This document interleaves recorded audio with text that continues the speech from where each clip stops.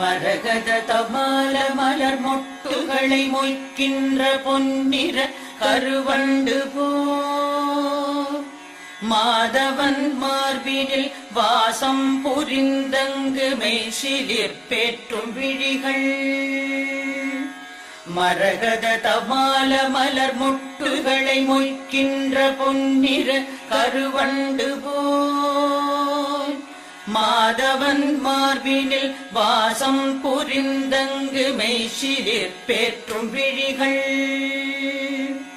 பரவும் பல்வடிவத்தின் செல்வ வளமாகிடும் திருமகளின் அழகு விழிகள்